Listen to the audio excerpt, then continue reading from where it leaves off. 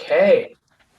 Well, that kind of makes, I was just thinking about the workshop yesterday and what Kim was mentioning about the how it works. Now, this just makes this whole presentation pretty bad now, actually, to think about it. But we're here to give us just some thoughts and everything, but I'd like to just start off by just saying, it was just March of last year, I believe. We were just kind of brainstorming with members of our choir, to think about during a time of lockdown and still to this day and social distancing, how we can participate and contribute to Sunday worship.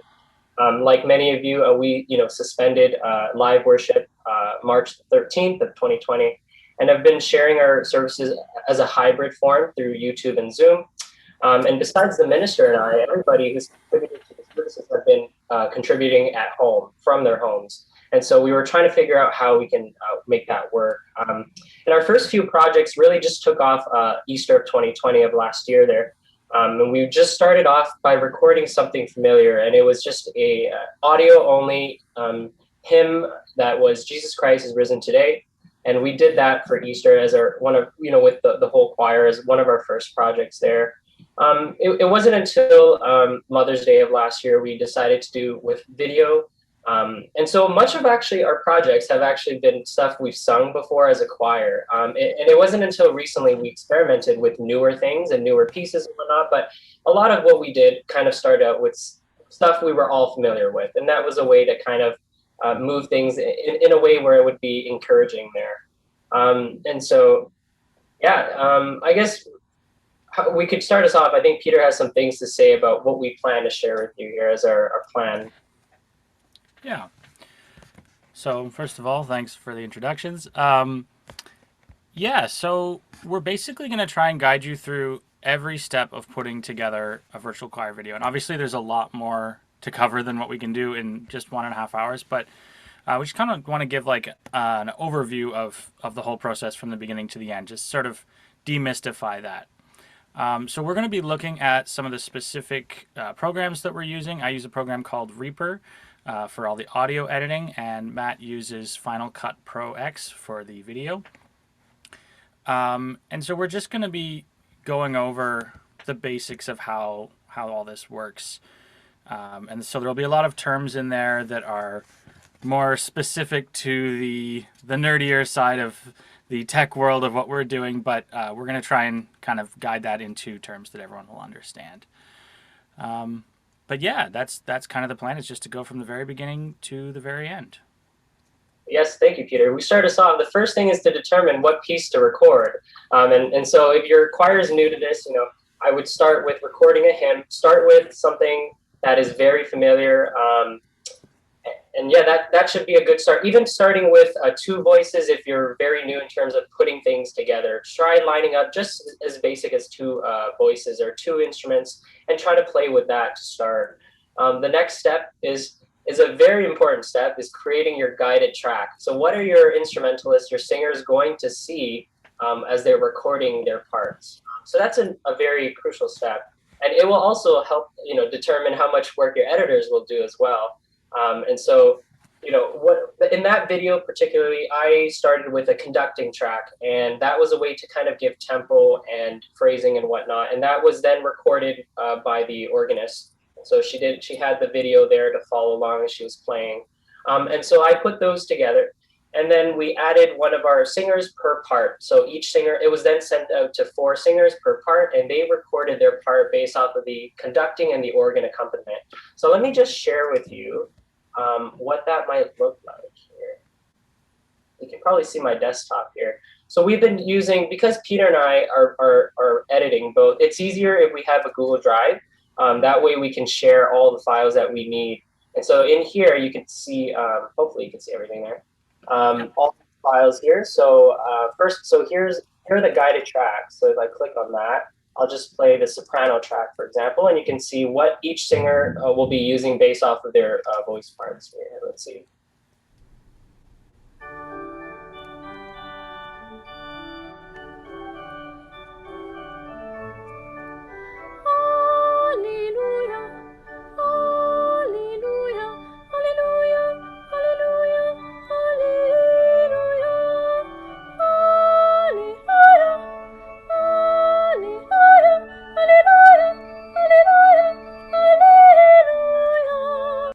So forth, and yeah, so all the tracks are here that each singer, they can access, and here's where they drop off everything, and we'll get to that point as well where they share their recordings. But yeah, the creating the guide track, and everyone does it slightly differently. We've kind of played around with that. Some people use a metronome, a click track. That also helps the editors, as to line up things up, I'm sure, as well, and we've experimented with that as well. And yeah, just maybe using another instrument to emphasize other parts, or just the piano to play all the parts. So there are different ways depending on what your singers are used to seeing and hearing. And if I can just add something there, this doesn't have to be a scary hard part either to try and create something fancy. As long as you have something that gives the tempo, phrasing, and the key that singers can follow, anything will get you started. So even if it's just a MIDI rendering from Finale or Sibelius or something, just anything they can listen to so that they're not in different keys and different tempos. Good. The next step is rehearsing the part piece. It's not as important, but I think it's a way to at least gather virtually with the choir. Some sort of rehearsal here. It also saves the editors a lot of time, right? So we encourage our singers to, if they have a printer, print out the music, have a pencil in hand. How many actually bring that in, our in-person rehearsals? That's another thing. But yeah, so it's a way to still, get them engaging and marking where our breath marks are, where are we going to cut off? So then we're all together and we know exactly where we'll cut off. It'll save the editors a bunch of time as well. And so we kind of go over the piece, give the ideas, the clear, some suggestions, breathing, all that. And then we, use the time to warm up our singers before sopranos are singing hiatus for this. And it's a way to still continue to engage, but warming up on Zoom with your choir is important. The term COVID voices is always being thrown around. We're always speaking. And so how can we engage our upper range, lower range?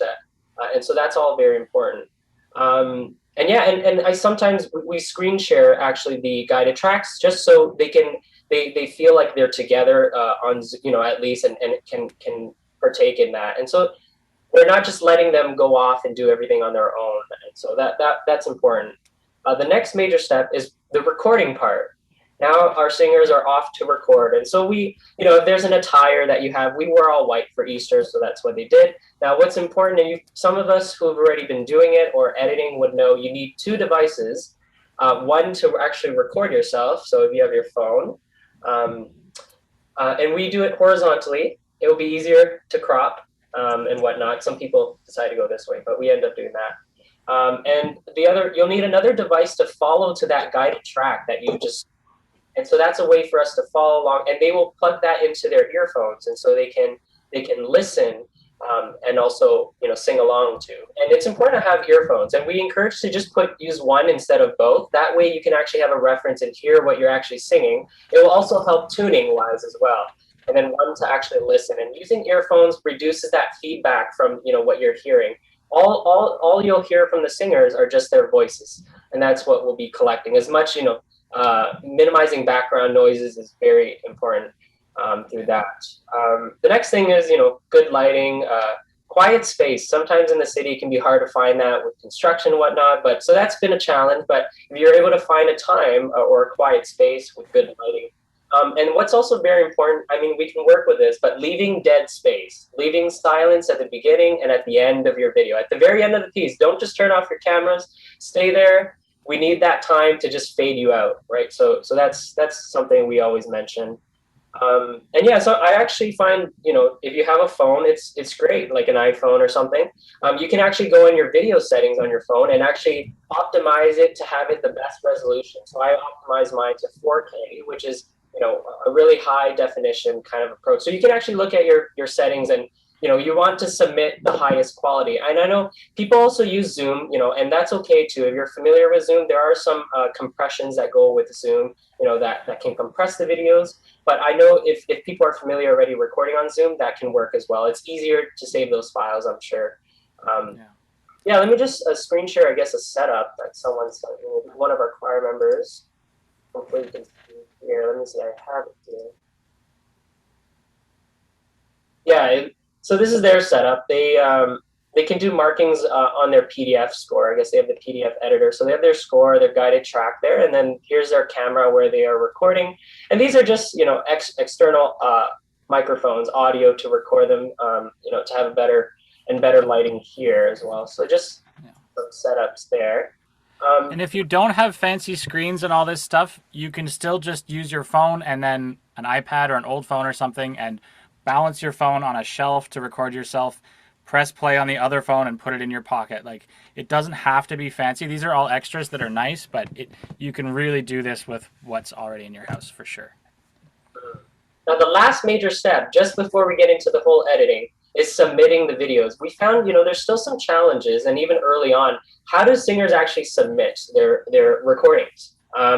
If you're on a phone, we encourage everybody to download the Google Drive app because we use Google Drive. And it's easy. They just click the video, share it to Google Drive, and it automatically brings it to that folder. And if people aren't on Google Drive, you can submit videos using WeTransfer. Is free, up to 2 gigabytes. You can create a free account, and it's quick and easy by email. You just send that video file through WeTransfer or Dropbox, whichever cloud or you're familiar with. So those are some options, and they end up dropping off their videos here, as you can see. Just get back. So this is where all the submissions. We had about 40 submissions for the Hallelujah course, and so we organize it by vocal part. So it's easy to kind of edit as we're balancing through here. So you can see all the submissions they submit in here. Okay, and now I think we'll take us up to what you've been also, I think, will be the most crucial step now is the audio editing. So Peter, if you want to just take us through that audio process. Sure. So I do all of my audio editing in a program called Reaper. It is free to try. You get a 60-day free trial when you download it. But the funny thing is that they don't actually cap it at that 60 days. They just open up a little nag window when you first open it saying, do you want to buy it yet? And if you just click no, you can keep using it forever. So I actually used it for a few years before purchasing it, and it's pretty cheap. So this is a good solution to just get started and try it out. Before I go any further, there is going to be a PDF sent out afterwards from both Matt and myself with detailed instructions of our process.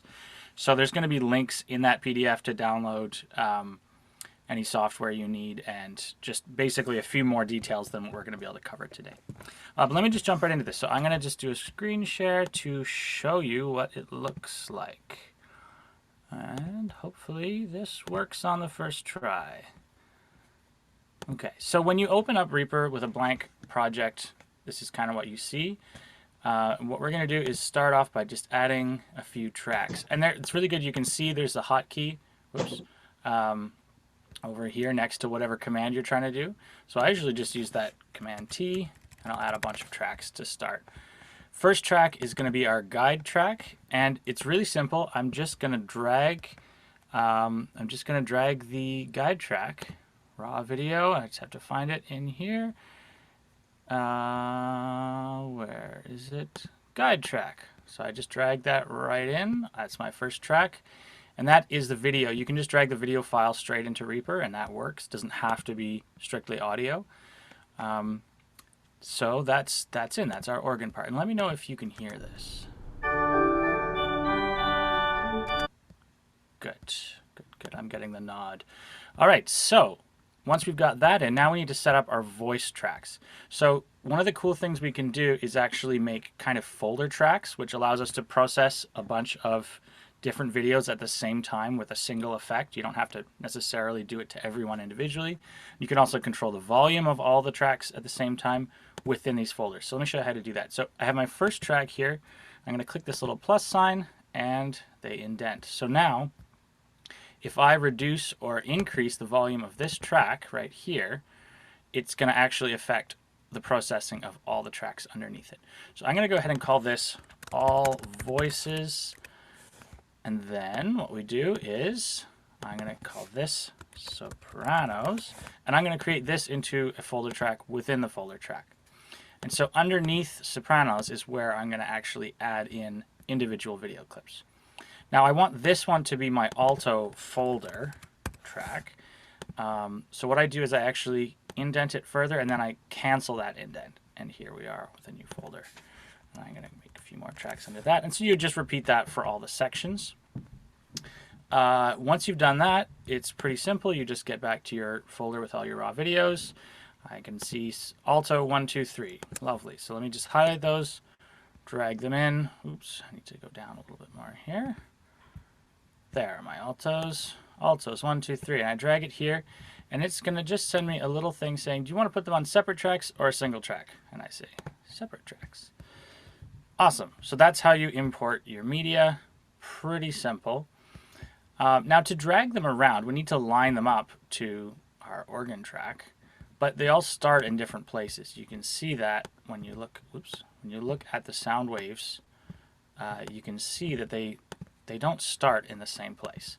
So this isn't going to sound very good if it's going to be an accidental round if we do that. So we don't want this. So to move them just very slightly, we have to unclick this little magnet here. This makes them sort of snap to these bars here, these measurements, which would be great if we were making techno music and everything was on a metronome, but it is not. So we're going to turn that off.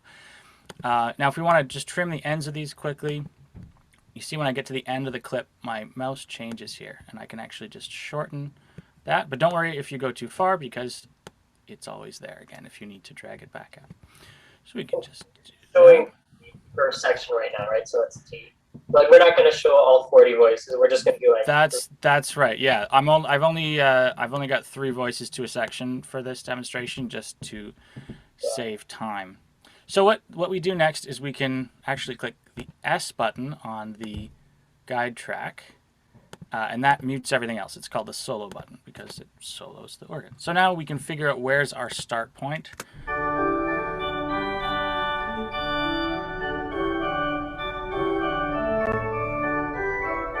Okay, right about there, and I'm going to just stretch this so I can see it better. And you can actually see in the sound waves there's a little bump there. So that's going to be our point. I'm going to actually hit the M key here to create a marker. And you can move these around later, but they're just really useful to mark a spot. So once after I move the playhead, you can still remember where that spot was. Now I'm going to scroll down. Oops, let's turn off this solo function. I'm going to scroll down, and I can see Alto 1 actually is about right. So I'm going to just drag that over a little. I'm going to move this over. So you can see how that marker would really save time if you're lining up 40 different tracks. You can just boom, boom, boom, put them all in the right place, approximately. But what's funny about this is that people often take a word or two, or even a phrase, to actually find the real tempo. Because there's what you're expecting, and then sometimes it shifts a little, or you took your breath too early or too late, and sometimes the first word comes in a little different. So we can see actually that 1 and 2 are right on the money together, but this one's a little early here, which makes me think that they actually came in late at the beginning. So let's just line that up here and see if that sounds better. So here we go. Hallelujah, hallelujah. That sounds pretty good to me. Now, but let's put it back where it was. Let's just see what that sounds like. Hallelujah, hallelujah. It's a little muddled. It doesn't sound necessarily wrong or bad. It's just not quite as clear. So basically you just go through and do this for each section, make sure every section is together. And then you can go through and we're going to cover some of the like fine editing of different individual parts because we are going to cut these up quite a bit. I'm going to jump to another project quickly here. And I'm also going to hide my mixer. So I'm going to go, wait a minute, view, mixer. Let's get rid of the mixer for a second. Now we have more working space.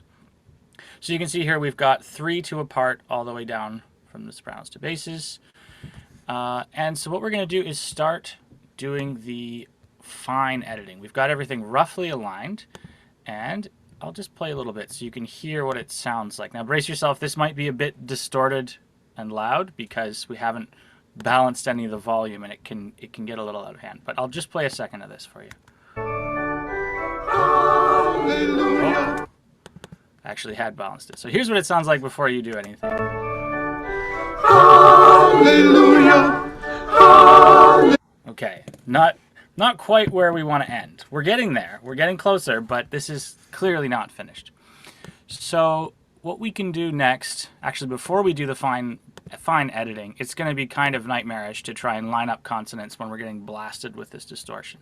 So what you can do right away is just look for tracks. You can see like this track here is fairly thin looking compared to, for example, this one where the audio is quite robust, or even over here where you can see it's sort of reaching the upper limits. It's actually touching the edges here. We don't want that. That's called clipping or peaking. And so we want to just grab the top of those clips that get kind of close to that and just bring them down until they sort of just visually match the rest. We are going to do more listening in a minute to make it more musical, but for now we can just visually take care of some of these errant tracks, shall we say, where the volume's just a bit loud. And it's not the fault of the singers, honestly, it's just the technology. You know, your phone records you thinking that you're the only voice anyone wants to hear because that's all it knows you're recording. And when you balance a bunch of those, which are already at basically maximum volume, we have, well, 40 times the maximum. You can see how that would cause a bit of distortion. So once we've taken care of that, let's just see if that doesn't distort quite as much. Hallelujah, hallelujah, hallelujah, hallelujah, hallelujah. Okay, it's better, but if I open the mixer again, you can see here, when I hit play, these are all going to jump up and down with little green bars that show you how loud it is. And when they get to the top, they leave this little red light on. So I'm going to just click on those to clear them, and we can see if we're still clipping. Hallelujah. And immediately, yeah, you can see that we're clipping the all voices track here by 3.5 decibels. So that's not great. So what we can actually do to fix this, it's quite simple, is we could just turn down this track. That would be fine. But it's a little better to do it earlier in the chain. So I'm going to just command click on each of the sections and lower their volume over here by 3 decibels. That should take care of the clipping. Let's just check. Hallelujah. Hallelujah. Excellent. So now it's bearable. Actually sounds not bad. So now we can actually listen to it to listen and get some fine editing done here. Yes. The fine editing, are you going by section or overall? Like, are you working in sectionals or are you going to be working overall?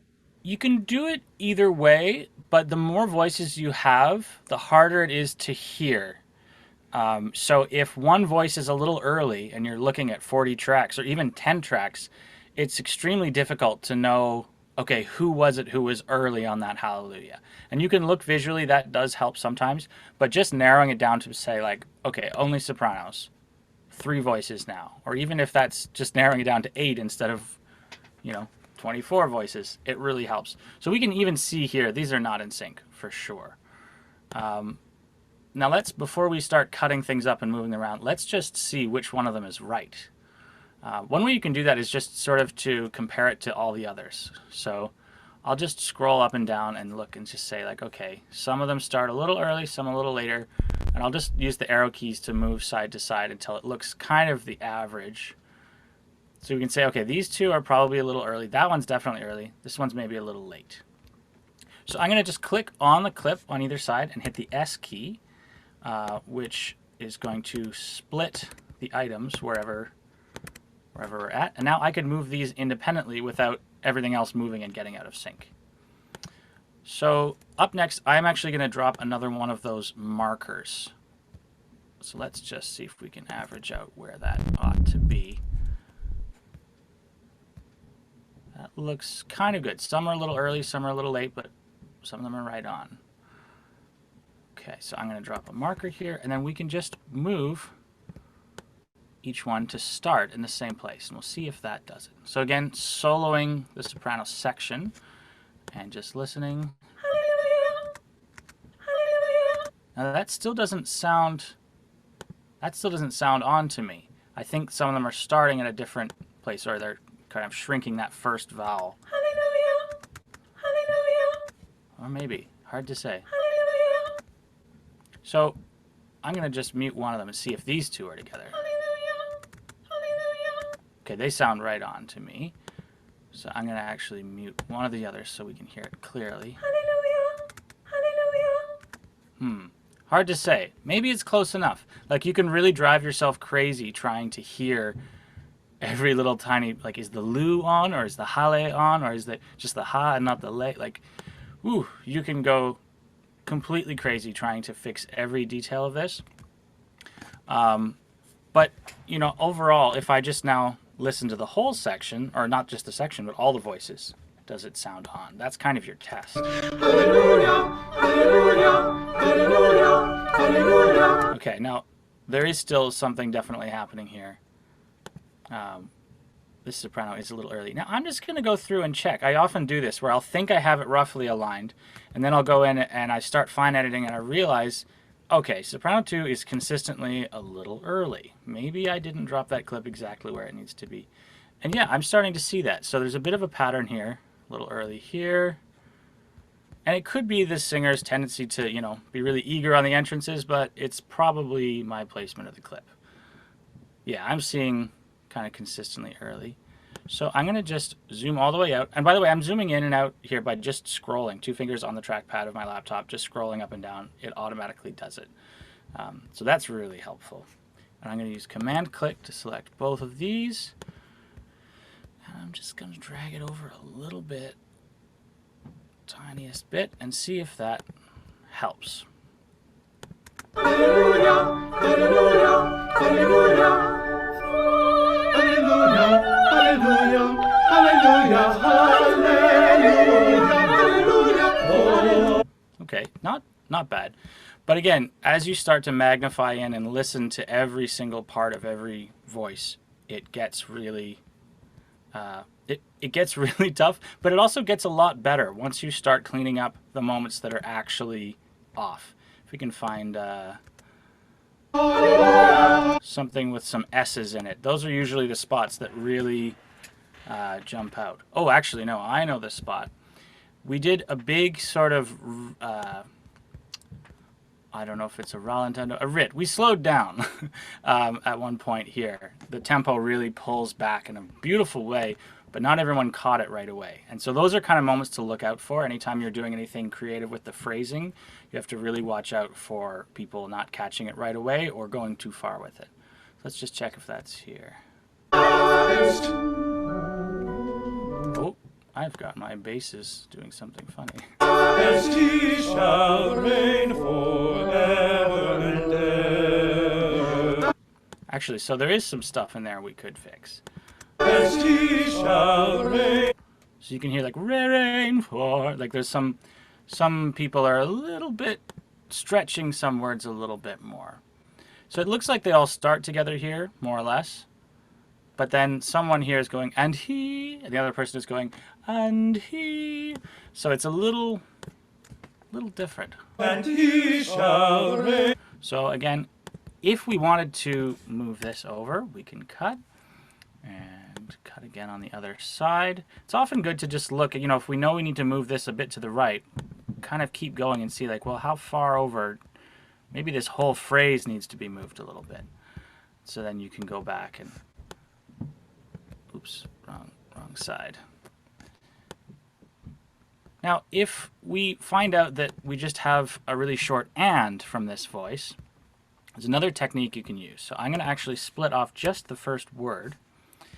And there's two ways to do this. If I want to make this and longer to match the others, I can either split it in half, bring the first part over, and then actually just extend the boundaries of the two clips to overlap. And if they're really consistent with their vowel sound, and if there's enough of that clear vowel, you can get away with this. Let's just hear this one voice, see if it worked. Okay, that was really short. Let me do that again. Okay, it's glitching a little bit, but hopefully you can hear that. There's a little and. It's like closing the and then opening it again. This isn't really working. So I'm gonna just undo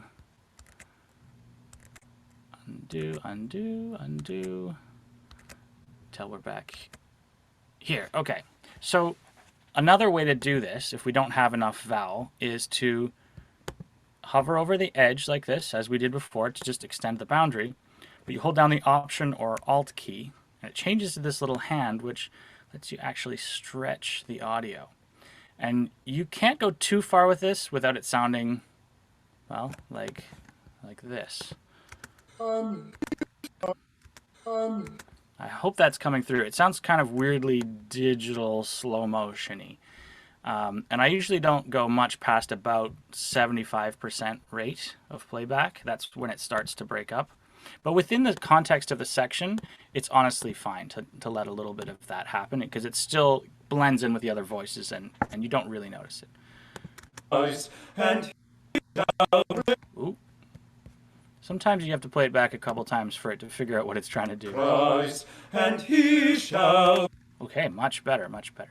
So basically, you get the idea. You go through every single voice of every track for 4 minutes and make sure that nobody is out of time, at least not so far that you can hear them. So once we've done that and it's sounding tight rhythmically, we get into a bit more of the blending. And again, I'm going to hop over here. Yeah, so in preparation for this, I actually went through and did all the fine aligning for this phrase here. So I'll just show you what that sounds like before we do any of the mixing.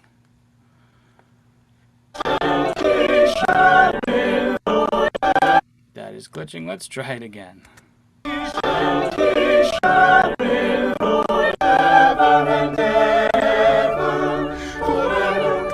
So you can see all these red lines I have here. These are my markers to mark the beginnings and ends of words. And that was still glitching out pretty horribly there, but trust me, it is tight without all the clicking. So the next step that we get to is to actually start blending using some effects. And your first effect that you're going to use a lot is an EQ or equalizer. I'll just show you how to add that. So you go to the track that you want to affect. Let's go for soprano 2 here. So I'm going to click on the FX box over here on the track, go to the section, EQ, and I'm going to go to re-EQ. And this is the stock Reaper EQ that comes with this program, so you don't have to worry about going and procuring a bunch of other plugins, though you can if you become a full-time audio nerd like me, and you can spend lots of money on other plugins. But for now, all you need is really what's in there. So the way this works is basically this side of the graph is your bass, and this side is your treble. And we have these little graph points that we can move up or down to reduce or increase the presence of different frequency ranges. It's just like on a hi-fi, you have your bass, middle, your treble, and you can turn them up and down, but we have full control over these little bell curves of audio signal. So before you start just throwing these on tracks kind of randomly, it's good to listen to what you're going to be affecting first. So let's just listen to the sopranos for a second and see if we can hear a voice standing out. And I'm thinking that this soprano 2 is going to stand out a little bit if I remember correctly. But let's just listen.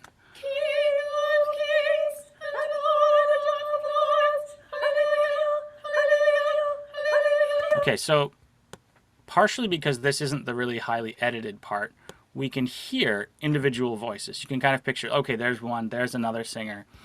Especially if you know the people, you can recognize their voices. Now,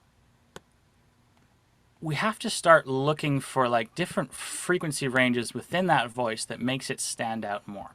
So I'm going to grab one of these middle points and I'm going to actually raise it up. And this sounds counterintuitive, but I'm going to try and make it sound bad. Because then I know that that frequency range is a bit of a problem. And then I'm going to bring it down. So I'll just show you that whole process.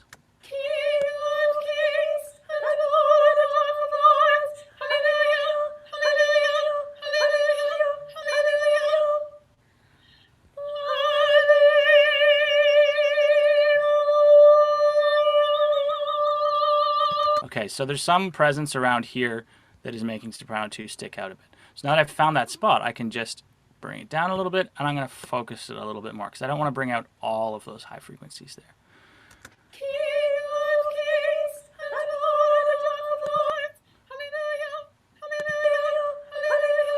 So it's a little harder to find that one voice in the mix now. So I'm going to go and look at soprano 1 now, see if there's any areas that are jumping out a little too much on soprano 1. And right away, you can see these kind of spikes. It's actually really cool. It's the fundamental and the harmonics of the note. But you can see that the fundamental of this singer is really loud. And it could be just the room, the way she's singing, what she's recording with. Anything can affect this. But it looks like this area is pretty hot. So let's just check it out.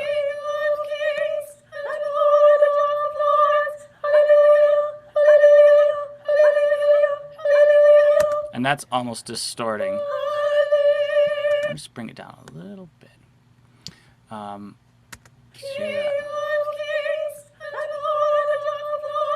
I think we just have a little too much volume from soprano 3. So I'm going to go over here to the track volume, just bring it down a couple decibels.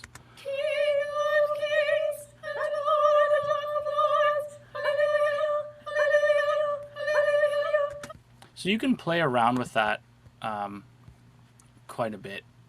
You can also hear, this is interesting, so in soprano 3, there's a bit, you can hear a bit of the room that she's recording in. You can hear the echo of that room. And if you want to reduce that, there are fancy paid plugins that do that specifically, but you can also just try and find the frequencies where it's most obvious and hide it a little bit that way.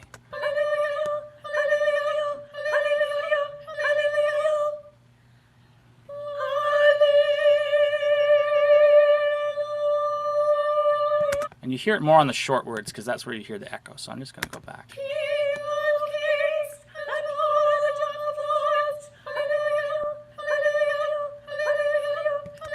Okay, and they're horribly out of sync here, but that's okay. So let's just see if this will play. So now we've got a little bit of equalizing going on that's going to help with the blend. And we've balanced the volume a bit more. We've done some editing. Let's just see if this will play back properly now. No, still doesn't like those edits. So one thing you can do when you have something like this that's not behaving well is you can actually do what's called gluing the items. So we're going to go up here, we select from one side, we hold shift down to the other side, and we can go track, or item, and then all the way down the bottom, glue items. And what it's doing is it's making that into one file instead. So now all of our edits are essentially gone. It just kind of glues them all together. And that can really help with the playback. So let's see if that fixed it, just doing it on one track. Nope, still doesn't like it. All right, anyway, we'll move on from that. You'll find these programs, they'll like certain things and they will not like other things. So one other mixing tool we can use to help with the blend is a compressor. Now there's different types of compressor. There's a type of compressor that is actually just reducing your file size, like turning it into an MP3 or something, and that's where we're actually losing fidelity. That is not what we're going to do. The compressor we're going to use is an audio compressor, which you can think of as a volume regulator. So I'm going to the dynamics section here, and it's not large-scale dynamics like getting forte here and piano here. It's the micro dynamics of certain parts of the word. So if you have one word or note that resonates really strongly in the room, it might come in really loud, and then the rest of the phrase is super quiet. And so what this does is it senses the input volume and it adjusts it accordingly. So I'm going to show you on the re-comp, which is the stock compressor here. And there's a lot of sliders, but all you really need to know is the threshold, which is this one, and the ratio, which is this one. So the threshold is basically determining at what point or at what volume the compressor starts to work, starts to reduce the volume. And the ratio is the factor by which it does so. So if you set this to a really high ratio, it's going to just crush the volume as soon as the compressor detects anything, and even did there, just from the little bit of white noise in the system. So I'll just show you what that's like. And we're actually looking at, sorry, before I do that, this is soprano 1, and as I recall, her room really vibrates on the higher notes, and that's, I think, what caused this. You can see these phrases are really quite thin, and then there's a few blocks here that are really loud. So let's just hear it without the compressor first so you can hear what I'm talking about.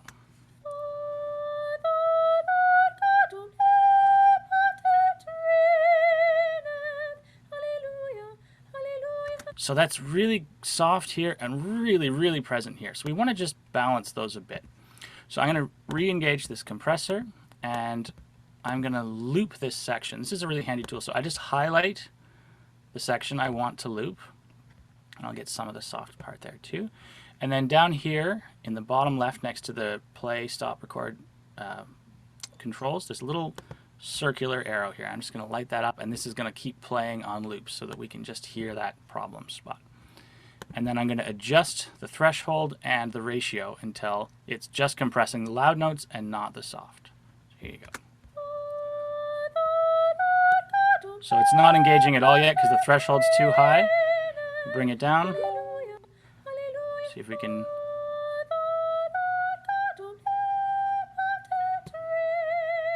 And this red over here is how much it's reducing the volume. And you can see it's really taking it down a lot. So we're going to take down the ratio quite a bit.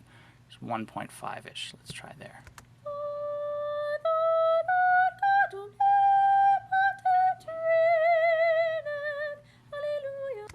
And that's already, it's supposed to be louder there, and it is still. It's just not extremely louder.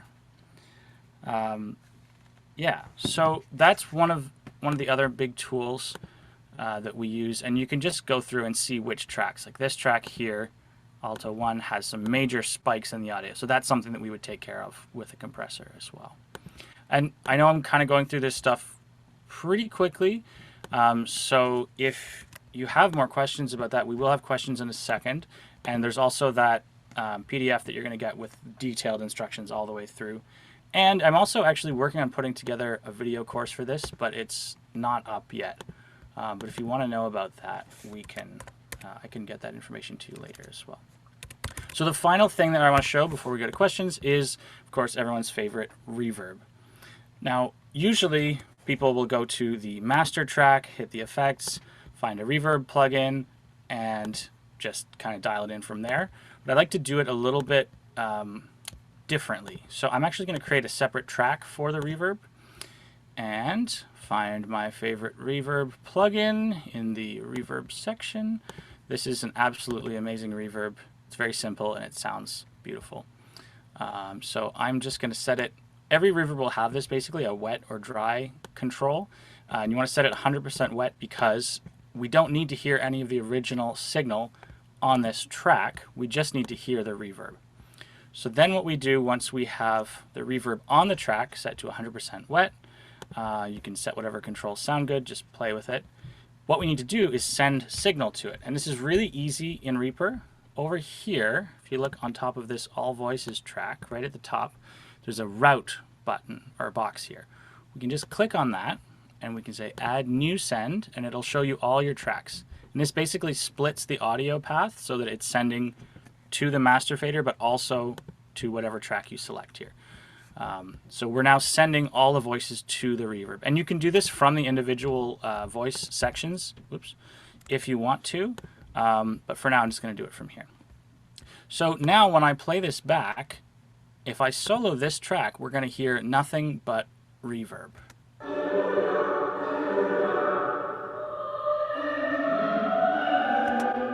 Kind of cool, right? It's like you're at the back of the cathedral behind a pillar or something. You don't hear any of the direct audio, just what's bouncing around. So the reason that we do this is because now you can adjust the volume of the reverb, but also a really cool trick I like to do is to add another plugin after the reverb, which is another EQ plugin, which is essentially like messing with the acoustics of the room. You get to tune the room essentially. So first thing I do is always to just take out the really low frequency. So I just grab the first point, bring it down, slide it up just around 200 to take out the really low, rumbly, muddy stuff. And then you can kind of hunt around and see if there's any frequency ranges that really get in the way of the voices and make it sound cluttered. I'll just show you that process really quickly.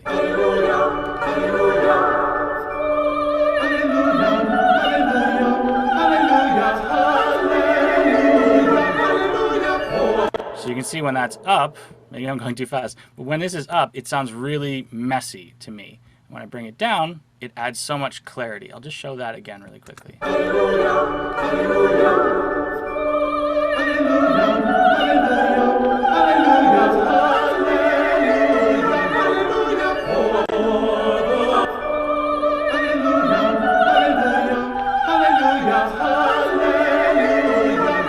Now, we don't want to take out too much. Clarity is nice, but we don't want to lose the warmth of that. So always just do things in moderation. But you can go through all the frequencies and figure out what's helping and what's not. And then finally, you're basically ready to go at this point. I'm kind of rushing through this, but just finally, the very end, I like to put, I'm going to the dynamic section and the soft clipper. This is also stock. And I just put this on there just to make sure that we don't have any distortion or clipping in the master. It just kind of helps keep it within the bounds. And then basically you're ready to go file, render, and you can, oops, it's showing up on my other screen. That's okay. So basically once you click file, render, you just set it to a wave with the frequency or sample rate you want, 44.1 kilohertz. Basically you can leave it as it is and just set it to a wave, and then you're good to go. But yeah, that's basically my process in a nutshell. And if there's any part of that you still want to know more about, you can ask me now, or you can check out that PDF that has a little bit more detail. Go 6 pages of details on how to do this. But yeah, if you have any questions, you can unmute yourself or share it in the chat. I'm just gonna, yeah. Peter, what's the difference between an MP3 versus a waveform? Good question. So the short answer is that an MP3 is a much smaller file size, which they do by removing some of the information. So it's a lower fidelity file. The slightly longer answer is that they determine second by second which frequencies are important and which ones aren't, and they just get rid of the ones that aren't. So the smaller the file size, the worse the sound. But a really high quality MP3 is still okay to work with, but it's kind of better to do it with a wave because you're not losing information. Okay, Excellent, so very helpful, good. Any of the audio, feel free to just ask him and unmute yourself. And if you want to contact me, like if you are working on anything and you have questions, feel free to contact me. I'm just going to drop my email in the chat here. Okay. And I believe it's at the end of that PDF as well. So I'm always available to listen to something. If you say, what's wrong with this? I need help. It's broken. It's pretty quick to just give it a listen and give some pointers as well. So there's my email. How long did that take you to complete, start to finish, the Hallelujah chorus versus how long did it take your first hymn to complete? Well, after the first couple, I stopped counting the hours because I didn't want to know. So I can't give you a very clear, measured answer on that. But I think the Hallelujah still took longer just because of the sheer number of voices that we were dealing with.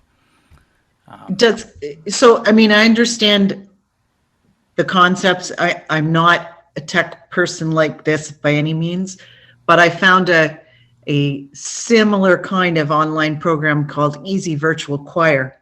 And one of my chorister said, I can do the editing. It's very similar in the edit, but far more simplistic in terms of what you're going to get.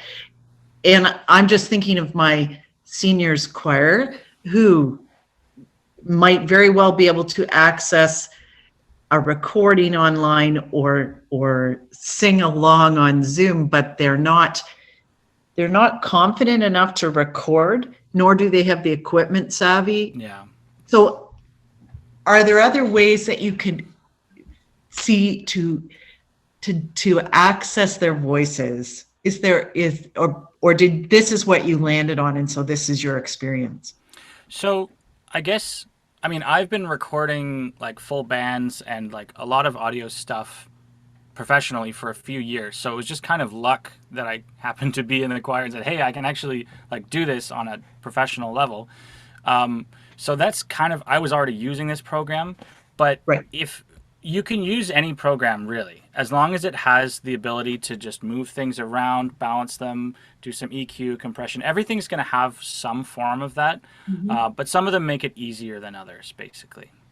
Right. And just a quick note, in terms of recording some singers, when we started, we had some singers who didn't have these, two devices. And so if there was a way for you to get access to your church or somewhere, I managed to do that for singers, and I just recorded the singers there. So I brought in the devices, and they had just their earphones, and then we just recorded it at the church, and that was one way to kind of get them involved too.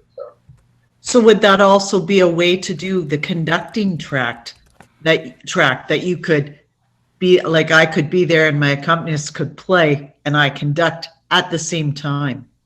Yeah, if you can be in the same space, then that's the kind of the best way to do it. That's ideal. Yeah. And just a note too, there are pieces out there and companies out there like JW Pepper and others that have actually guided tracks available already for, I know there are a bunch of composers, and especially the contemporary composers right now, they've actually created guided tracks to a bunch of their pieces. So you can actually purchase already made guided tracks as well. And so that's available out there as well.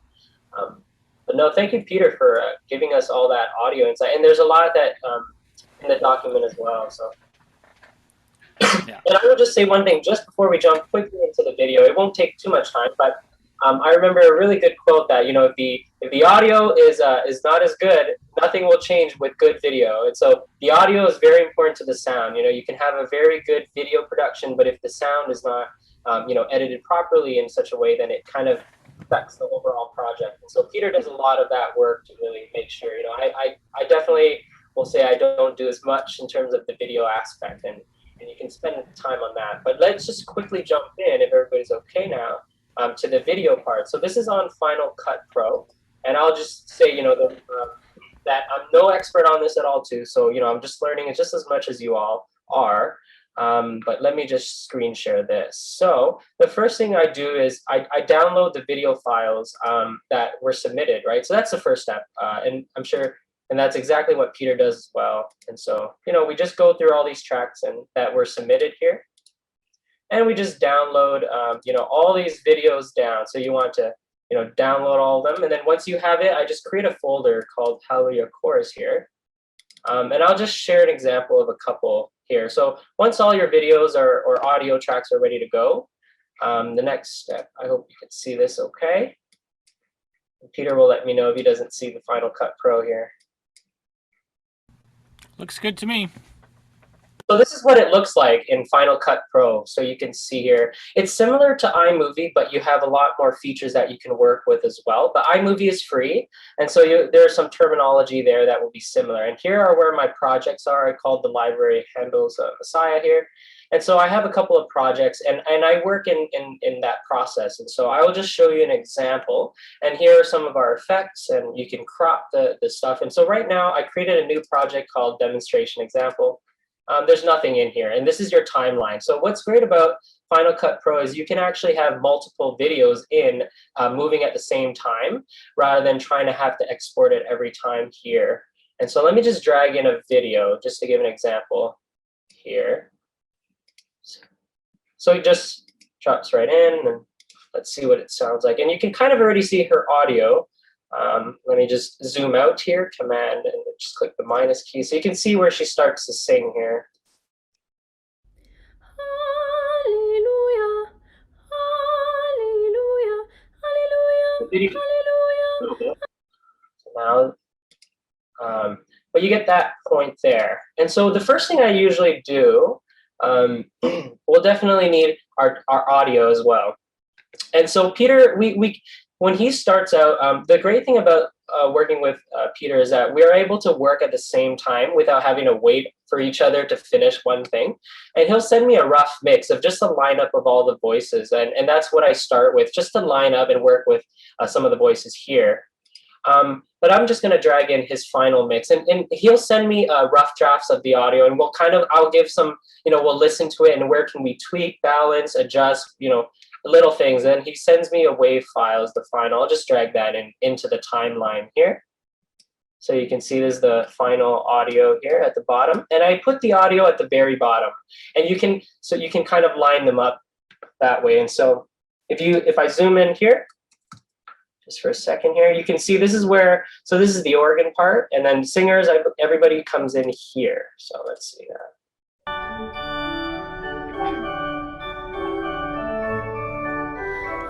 So just about right there. So we'll kind of time in her video with that. So I will have to, give me a second here. It's helpful.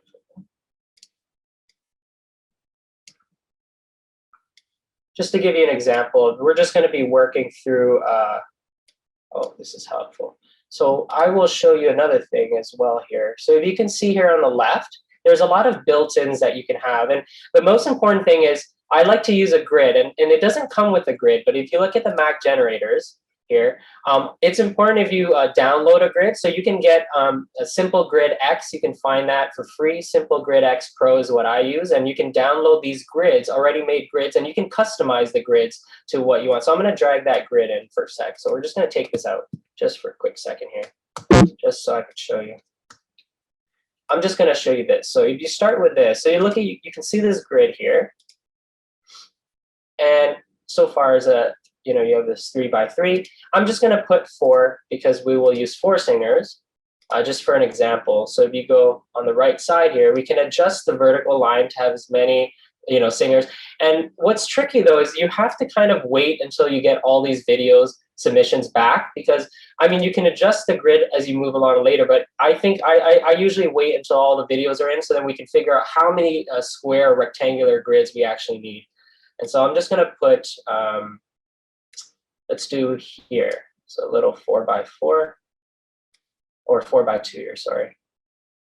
Let's just do that, a 4x3, just for now. And I'm going to zoom out for a bit here so you can see it. You can drag through the corners to adjust where you want the grid. In this case, we'll just do something like that and done. So if you zoom in, it looks something like this. So that's kind of your grid. And so Simple Grid X Pro has been a really handy tool to crop in, and it's used as a guide, and we can hide that later. So let me just now put back that first video that we had, and I'm going to put in my audio at the bottom, the very bottom. So you can see that really quickly. And we just need a bit of this. And you eventually drag everything out. So you can see here, this is where like the organ kind of parts, and people come in, all the singers would come in around here, and we can adjust some of that. So let me this is really a rough lineup here. But yet, so in the Final Cut Pro, you can work with audio as well. They're actually built-in audio plugins that are really handy. And I think they come from Apple's Logic Pro. And there's some really good audio already built in this video program. But because Peter does all the video, all I have to do as the video editor is just kind of line up where their voices are, but we won't actually be using any of the videos that are coming from the singers. I will just mute them all, and we will just use the final audio in the end. And if I keep zooming in, and we'll just continue to line up some of our singers here. So let's just see what that kind of sounds like as a rough lineup.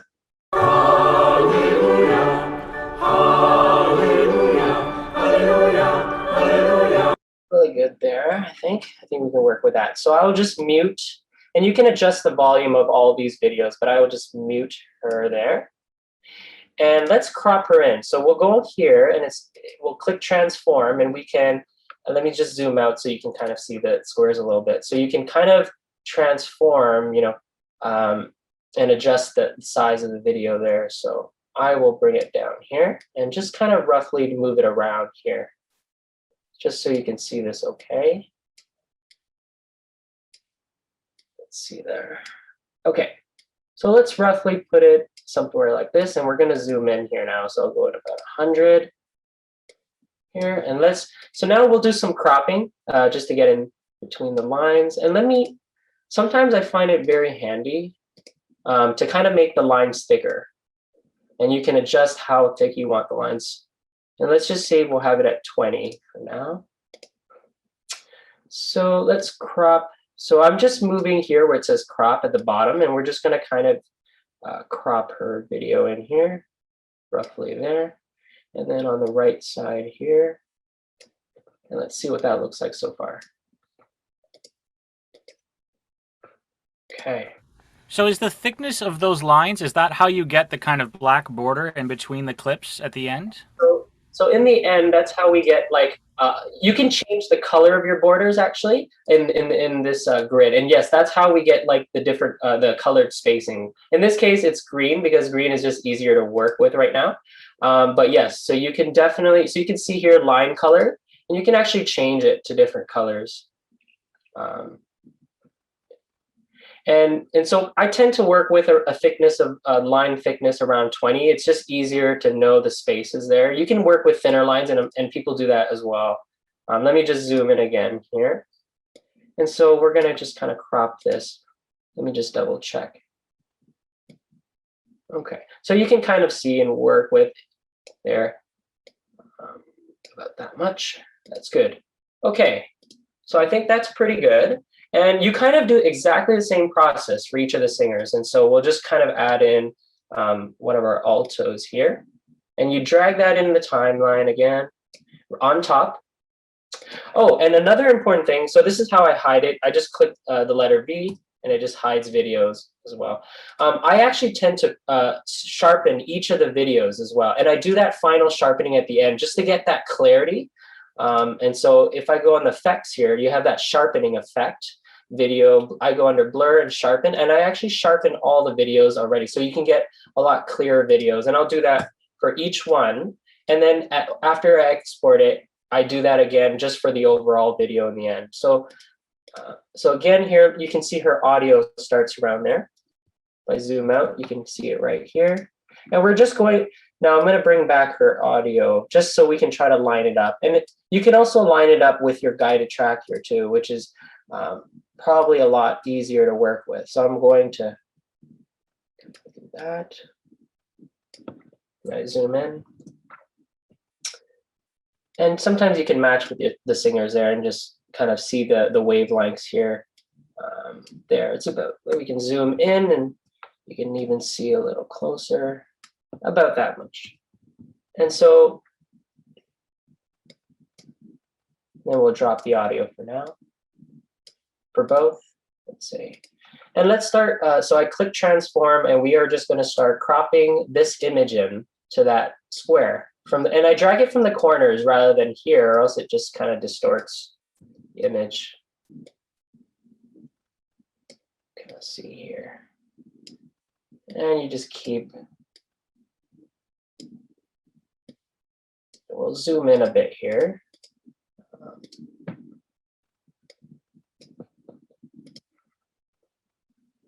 See at the bottom, okay, the right side.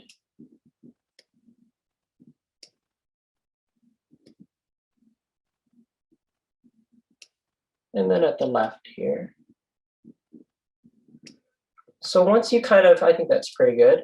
And let's just see what they both kind of, so I muted all their videos, and all we just have is the final one that Peter just sent to me, the waveform. Hallelujah, hallelujah, hallelujah. Looks pretty good. Another tip I would have is to actually move their video clips slightly ahead of the track.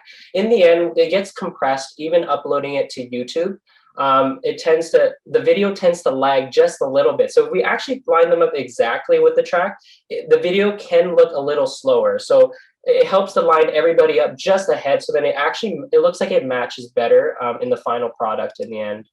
But so you kind of do this process for all the singers once you kind of crop them all in. And let me just show you, and then here's where you end up getting about, so that's the first step I do. I crop everybody in, and it looks something like this. Let's see, when you have all 40 in eventually. This might take a bit of time. And so you can kind of see the timeline here, all the videos. I put them one on top of the other, and we just line them all up. You can kind of see here. This little part up here are the trumpets. Now, sometimes, and so it's really just a matter of how much time, it takes a bit of time just to crop each of the videos in there. But that's kind of what it looks like here. If I'm just going to come back to this demonstration one more time, just to quickly show you something, how to hide the grid itself. You can change another technique to hide the grid, and just give me a second. Sometimes when you're working with so many videos, you have to have a bit of patience, in the program itself. It just takes a bit of time since there's just so many videos in there. I guess while this thing is loading, I could show you what it looked. Oh, okay, we're back. Okay, good. Okay, so you can see here the simple Grid X Pro. I'm going to click here. And you can see, you can build in your titles, and we'll go to solids. So solids, what we did was put a white background. So we put the white on top of the simple grid. So if I hide the grid, that's what you see. And if we put the white, now this is kind of a smoky white. So let's change it to about a bright white. And you kind of just drag that along all the way. And this is what the timeline looks like. So I'll drag this white background all the way here. Zoom in again. So if you see now, it looks something like that. And if you hide it, so it totally hides that grid itself by putting the white background on top. And if I hide that, you can just see the difference. So that's the first step I do. I crop in everybody's frame, and I actually export it as a project, as a finished project. And so you'll see it looks something like this. Once you have everybody cropped out, let me just pull that up here. Just looks something like it.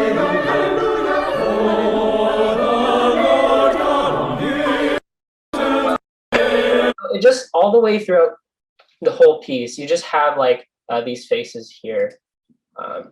And that's kind of the first step. And a lot of people are that's enough too. You can just do exactly that. But if you have time or you want to get a little fancy with the program, I tend to add in panning, or you can zoom in on sections. Sometimes it can be too much for a whole 4 minutes to just stare at everybody all the time. You can zoom in on sections, and that's what we did for this. Like, for example, in the fugal section, you want to zoom in on the sopranos, the altos, wherever their entries are. And let me just go to the final. So in the final, once I have exported that, you'll see that I just dragged that final clip that has all of their faces on there. So you can see, let me go back here to the start. But that's kind of what I use. I drag in Peter's final mix again, and I just time it. This was already done, but in a way I adjusted the volume to that. So this is that part 1 project, and it just looks exactly like this all the way through. And you can see there. So what I wanted to do was zoom in on some sections, and how to do that. Let's see. Oh, there's the first one. So this next part right here. And how do we get to there? A good technique to use is you just go to transform, crop, and you just, right here, you can see crop. And you can crop whatever section you want to see. So if you just want, that kind of section here. So if you just wanted this section, for example, let's see here.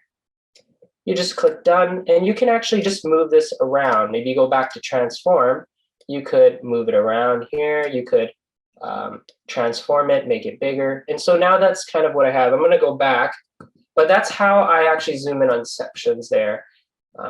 So I don't ever really move around the singers. They kind of stay in its exact grouping in the cropping, and it's just much easier to work with. So it's not too complicated there. And back to everybody. So I'm just cropping in through different sections. There you go. So you can see the sopranos. If you look at all the singers there, they're actually the same lineup from here, from the top here. And all I did was just, kind of cropped just the top part there. So that's all we wanted. So I just removed everybody else and just grab that top spot. And what you'll see is what happened right there. And then I just kind of drag them right to the middle. And so you can see that.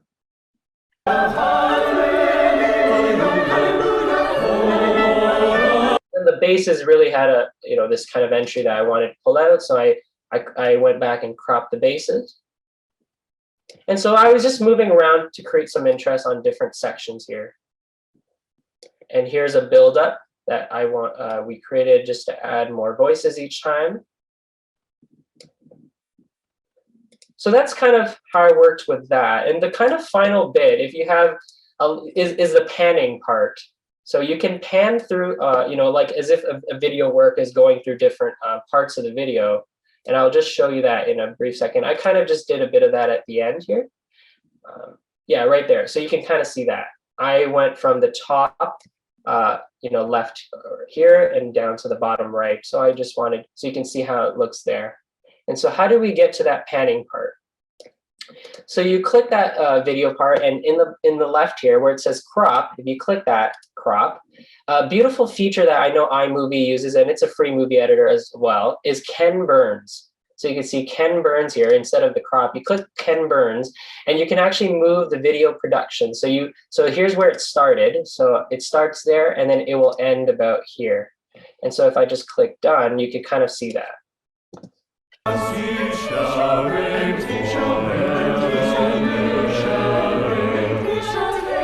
And then I just played around with, moving the video, and then I zoomed in. You use the same function, Ken Burns. So let me just show you again.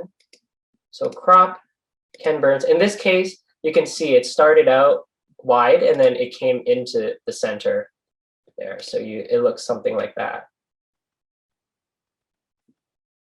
And yeah, that's kind of what we were playing with. And I try to go by the music. I video edit based off of the phrasing of the music, so listen to this the piece of music. Maybe there's a section you really want to highlight, or if it's you have a moving aspect, maybe you want to show that. But that was kind of what we worked with there. So you can see. Now what's also important here is a fade out at the end. So you can kind of see that. And creating that fade out, if you see there, I use what's called a cross dissolve. If you just go to on the bottom right here, you can see all the effects. So it's the first one here. It's called cross dissolve, and it looks something like that. So you can kind of see.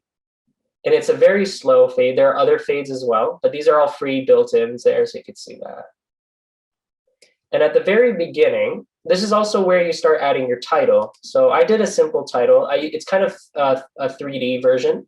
And we just built that little title. Give me a second here. It's a little slow. Here we are.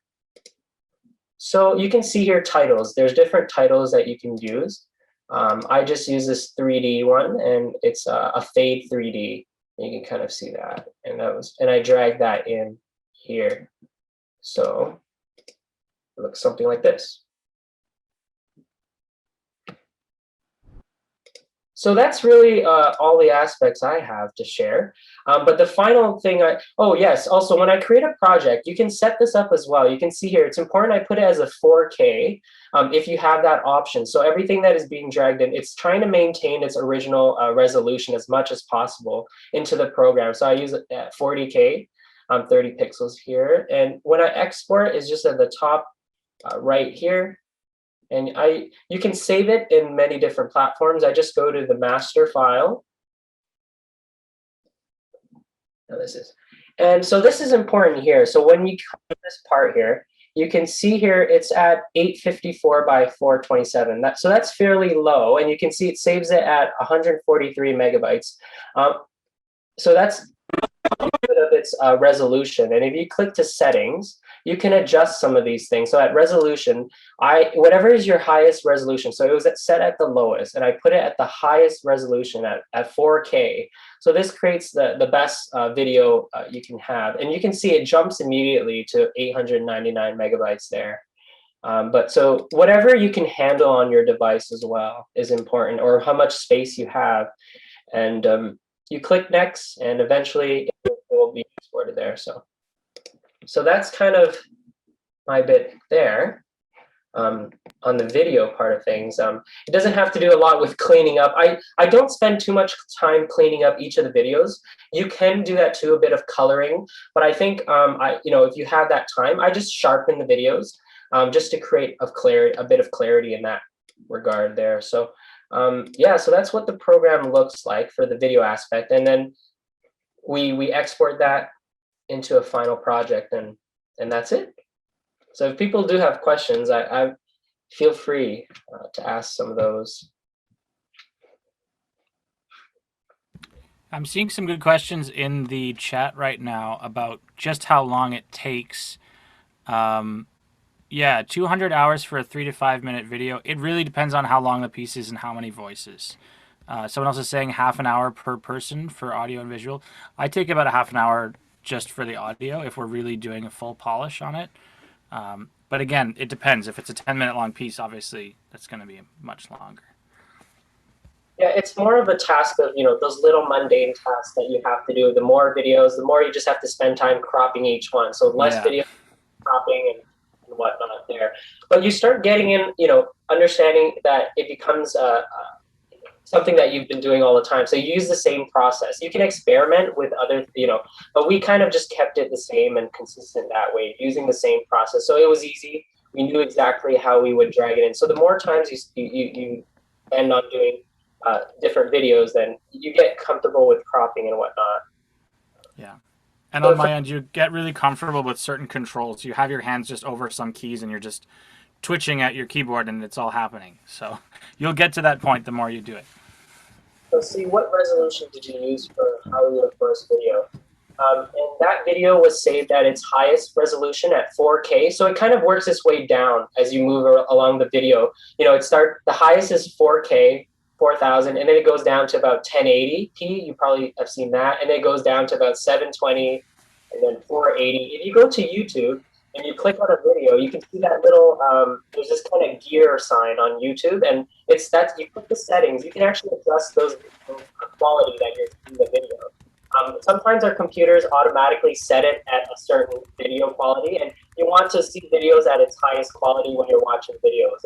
And so you can actually see the different, and some videos are at 4K, some are lower as well. Yeah, that was our process going through that.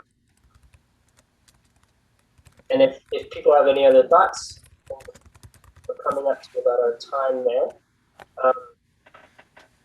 I think people are asking about YouTube versus Vimeo. If you're reaching a larger audience, uploading it to YouTube is good because that opens up to a wider audience. I think you're working with over 1 billion users every month versus Vimeo, which is about 900,000 overall.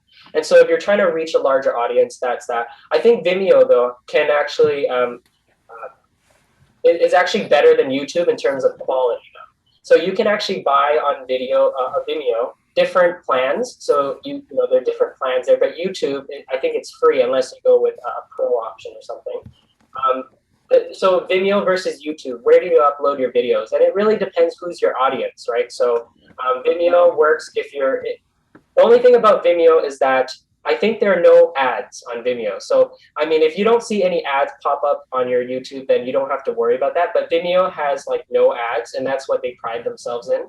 But sometimes it also doesn't detect copyright. So we won't get into copyright, but Vimeo actually doesn't detect any copyright, whereas YouTube automatically does it right away. So you have to kind of make a judgment call on Vimeo, how to honor those musicians or artists and have those licenses. So that's something else. But yeah.